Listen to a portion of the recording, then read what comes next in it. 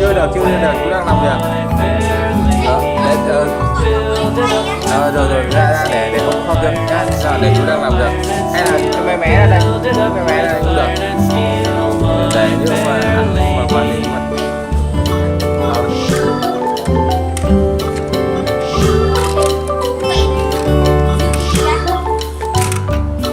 Không, quanh để cho làm kỷ niệm. Cháu đi lên chơi.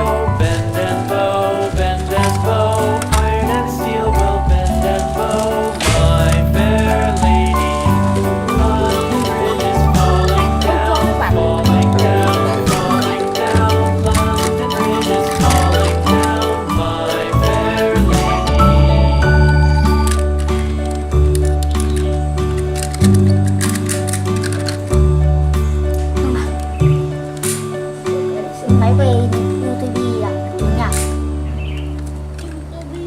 YouTube à? Có mà ô tô điều khiển từ xa nữa. Tập trung. Tập trung cao độ. Nào. Mẹ lao bằng nhau. Từ đứt nhỉ?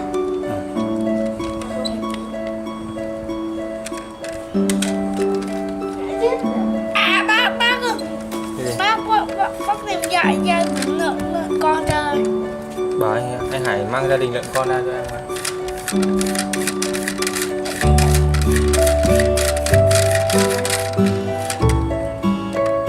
Cho cái máy bay nó lên tạm rồi.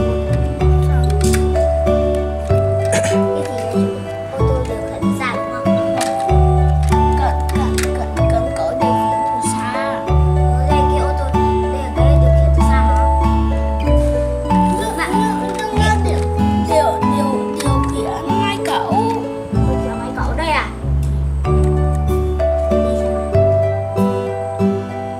Nó phải là kia có ô tô khác Làm gì nữa không? đấy để anh xuống.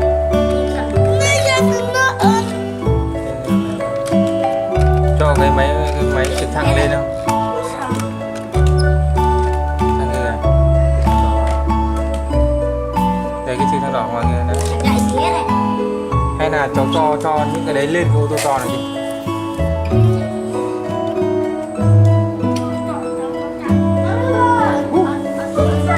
Thôi thì thôi, không thì ấy Nhật có làm nữa không?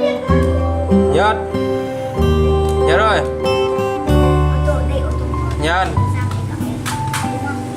cho những cái này lên cái ô tô to đi, cho vào ô tô to ấy. Không phải đấy, cho lùi ra đây, lùi ra đây.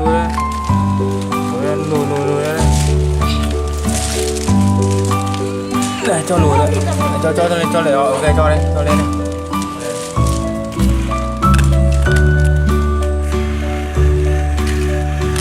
Bất còn điểm quá để em bông to, vậy này không có bông.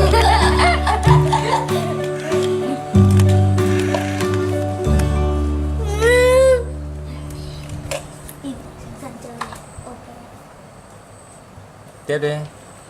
Nhưng hết ô tô. Ô tô kia, cho cái máy cả máy bay đỏ lên. Máy bay đỏ. Không phải là con nó đấy. Anh mời anh để chúng tôi chơi tí nha. Vâng ạ.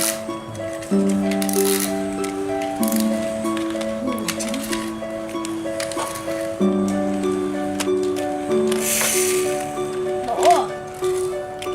Rồi, thôi không quay nữa nhá. Ôi, no. Đây là không lấy được.